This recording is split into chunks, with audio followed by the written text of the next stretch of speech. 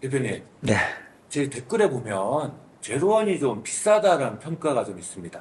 어떻게 생각하십니까? 결혼 비용이 좀 비싸다. 예. 사실 싸지는 않습니다. 저는 제 생각은 항상 제대로 받을 만큼 받고 제대로 해주자는 주의이기 때문에 그렇다고 해서 다른 업체에 비해서 과하게 비싸다 하지는 전혀 안 비쌉니다. 신랑분들이 가장 아셔야 될 게 있어요. 뭐냐면은, 자, 저희 회사 결혼 비용은 어디까지 포함되는가 신랑분이 알아야 돼요. 2번 항공료가 포함이 돼서 1,550만 원입니다. 그러면 다른 회사에 대부분 한 번 포함되는 데가 대다수죠.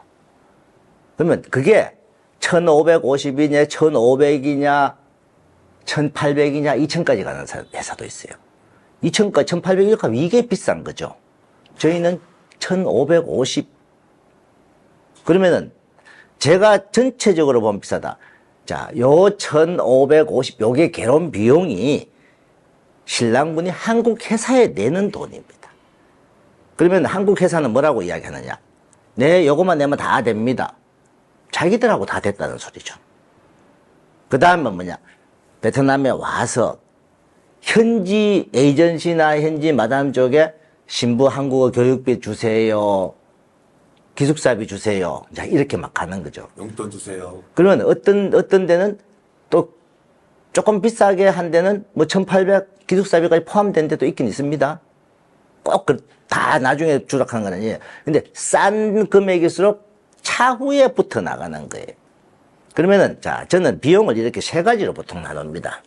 첫째, 한국 결혼회사에 지불하는 비용. 그 다음에 현지 업체에 지불하는 비용. 세 번째, 신랑이 개인적으로 쓰는 용돈부터 전통원래까지 쓰는 비용. 요거에 대해서는요, 일체 말을 해주는 회사가 없습니다. 왜? 개인적으로 용돈 쓸 거고, 전통원래 할 때 그런 걸 전혀 처음부터 설명 안 해요. 근데 가끔 가다 전통원래 비용 뭐 얼마 정도 든다거나 미리 설명을 해주는 회사 가끔 있죠. 그러면 이 세 가지 비용을 다 포함을 해야 되는 거예요. 한국 업체는 자기들 것만 이야기하면, 아, 이것만 하면 다 됩니다. 이렇게 말하니까. 그러면 처음에 1,600에 계약을 했어. 1,600 다 된다고 생각하게. 근데 와서 보니까, 아니면 출발하기 전에, 자, 본인 개인 용돈 한 200만 원, 300만 원 달러를 바꿔가세요. 또 더 가는갑다. 왔어. 와서 보니까 여기 와서 신부 결정하고 뭐 이런 데 보니까 신부 기숙사비하고 한국어 등록금 이쪽으로 나중에 보내주세요. 또 들어가는갑다. 그러면 막상 딱 갔다 오니까 처음하고 달라진 거예요.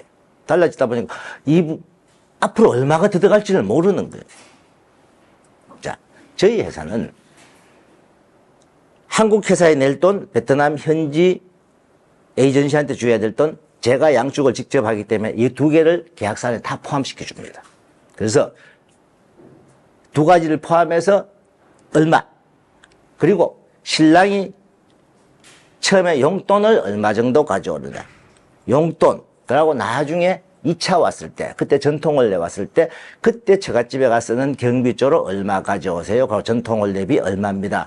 요렇게 개인적으로 쓰는 비용은 약 750 정도 사용이 될 겁니다라고 미리 이야기를 드리고, 우리가 금액에 대한 설명 용지에 거기에 다 적혀 있어요. 처음에 용돈 가지고 오면은 이 용돈을 어떻게 사용되느냐. 왜? 처음에 이제 여기 신부 맞선 보러 올 때는 용돈 가지고 보면은 신부가 이제 만나고 결정되고 하면 그 다음 달 한 달 줄 용돈, 그러고 신부하고 또 쇼핑, 부모님들이, 친척들이 시골에서 차를 빌려서 올라오잖아요. 그러면 신랑분이 차비 좀 하십시오 하고 좀 주고.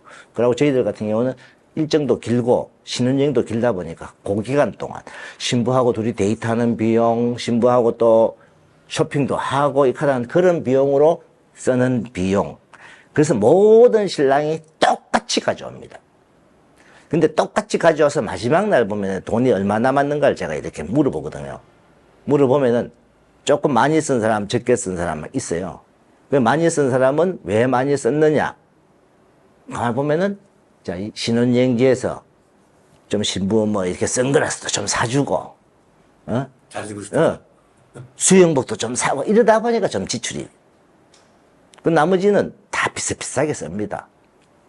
쓰는 돈이 다 비슷비슷하니까 커피 한 잔 먹고 뭐 팁도 좀 주고 그러고 신혼여행에서 우리가 이제 하루는 자유 시간을 줘요. 그날은 하루 종일 신부하고 둘이서만 밥 먹으러 다니고 놀러 다니고 하든 뭐 하든 하도록 하냐. 그때도 다 비슷비슷하게 쓰거든요.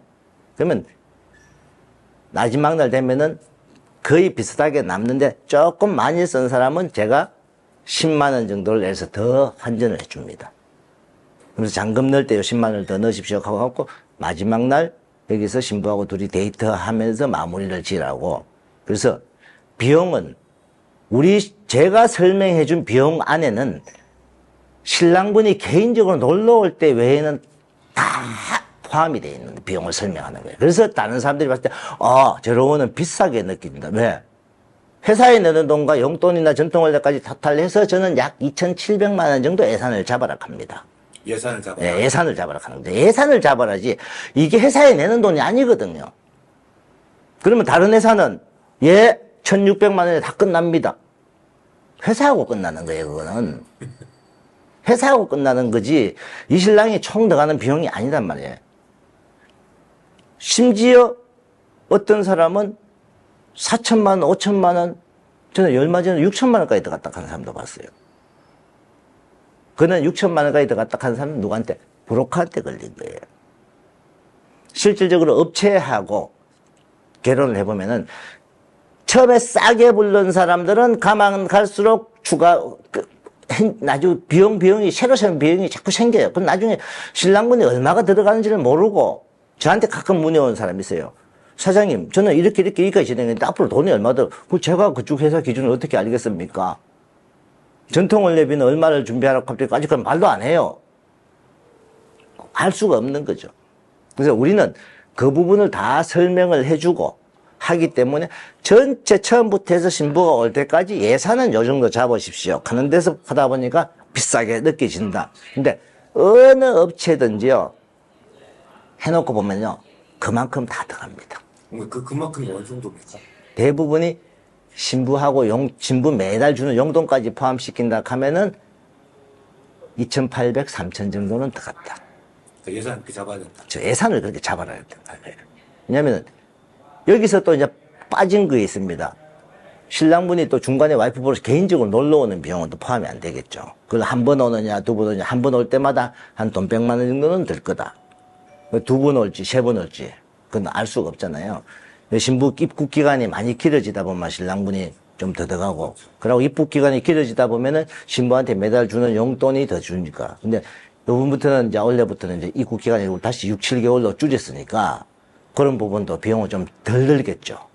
덜 들다 보니까 절대 저희 회사가 비싼 건 전혀 아니라는 겁니다.